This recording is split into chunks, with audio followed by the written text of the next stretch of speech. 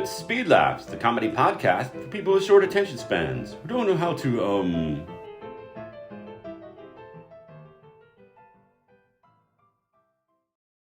And that's how you get their milk, you see? Aha. Well, that sounds simple enough. Now, as soon as we get to Scotland, all we need to do is figure out where a crocodile is. Okay, folks, we're about to land in Scotland. Thank y'all for coming aboard. Y'all come back now, here?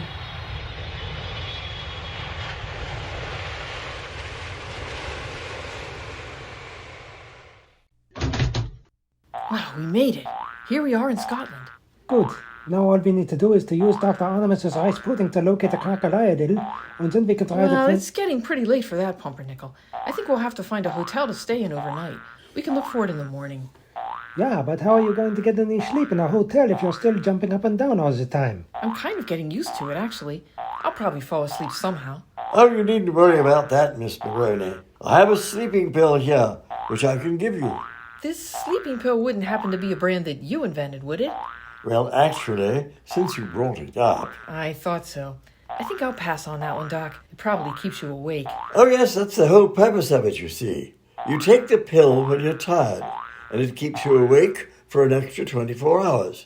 And by that time, you're so extraordinarily tired that you fall asleep naturally. So, in other words, taking the pill will make you twice as tired as normal and make you sleep twice as soundly because of it. See? Yeah. Couldn't you just knock me out by hitting me in the head with a giant hammer instead? I think that would be more efficient. Yeah, I have a giant hammer here in my back pocket. I didn't mean now. We've got to find a hotel first. Come on. But how are we going to find a hotel? The same way we found the zoo.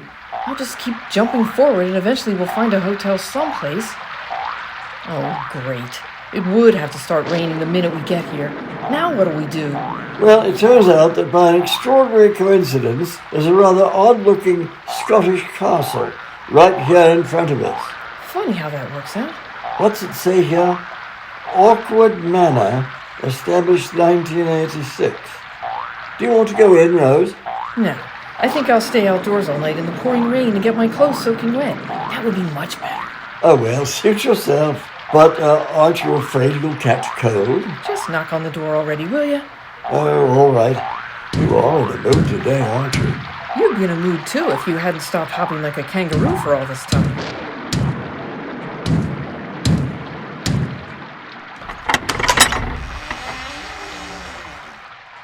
Yes, who is it? I beg your pardon, sir, but my friends and I just arrived in Scotland and you can see it's raining. We need a place to stay for the night. Can we stay here? Did Nathaniel Clute send you? What?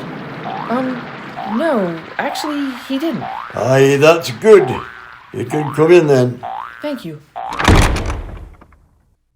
Hugo McClute, at your service, miss. Mick Clute. Oh, so you're related to... Aye, Nathaniel. But he's the black sheep of the family. We didn't talk about him in this house.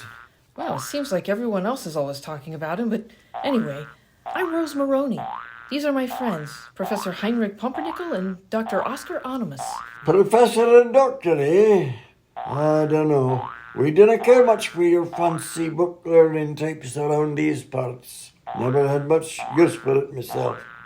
But now you're in, I suppose I'll have to let you stay the night. Just throw your raincoats on the fire. Whatever you say. Dr. Animus, doesn't something strike you as a little strange about this guy? Oh, he's Scottish. They're all like that. Don't mind him. Can I get you something to eat? A nice bowl of birdseed, perhaps. Birdseed? Who eats birdseed? Well, I'll see if it's good enough for my pet canary. It's good enough for me. Have some? No thanks. I'm on a diet. Oh, aye, suit yourself. Wait, what pet canary are you talking about? I don't even see a bird cage around here. She's too big to fit in a bird cage. I'll keep it in the bathtub. You keep a canary in the bathtub? Aye, see for yourself.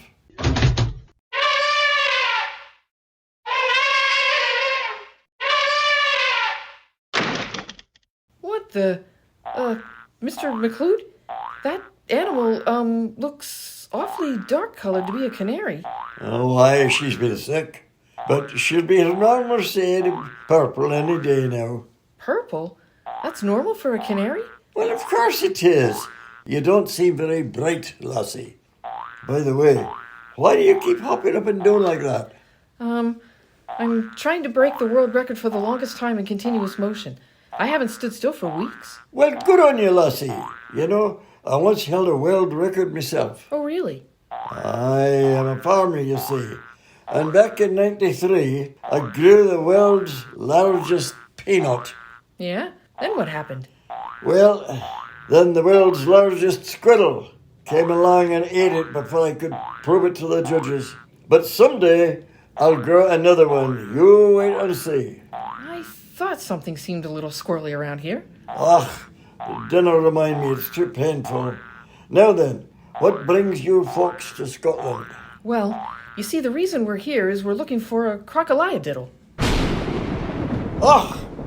You must never mention the word crocodile diddle in the word. Well, that one you just said, you must never say that in this house. Why not? Oh, they do say terrible things about the crocodile. Oops, that creature. Who says terrible things about it? Oh, you know, they, but mostly him. Yeah, mostly me. I can't stand those things. Ed, what the hell are you doing here? Yes, what the hell is Ed doing there? Who exactly is Hugo McClute? And where did he come from? Why does he think purple is normal color for a canary? Everybody knows canaries are orange at this time of year. Will Mr. McClute ever prove that he held the record for world's largest peanut? Why did Dr. Onimus and Professor Pumpernickel barely say a word after entering the castle? Will Rose ever try eating birdseed? Will she ever take Dr. Onimus's experimental sleeping pill? And will she ever be able to stop jumping up and down once she finds the elusive crocodile? Oops, sorry. Will Ruby ever marry Morton and McGuire? Will Ruby and Pearl ever become unglued? Does anyone really care about them anymore?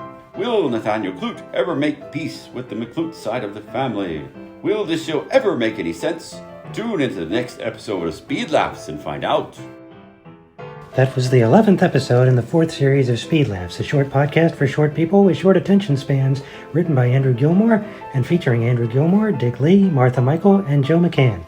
We hope you enjoyed it, and if you didn't, who cares?